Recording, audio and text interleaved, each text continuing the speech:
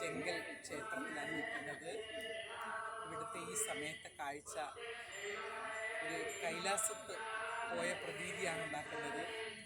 ഇത്രയും മനോഹരമായൊരു കാഴ്ച ഞാൻ എൻ്റെ ജീവിതത്തിൽ കണ്ടിട്ടില്ല. അത്ര മനോഹരമാണ് ഈ സന്ധ്യാവേളയിൽ ഈ കൈലാസം ഇത്രയും ഭംഗിയായി കാണാൻ സാധിച്ചതിന് ഭഗവാനോട് നന്ദി പറയുന്നു.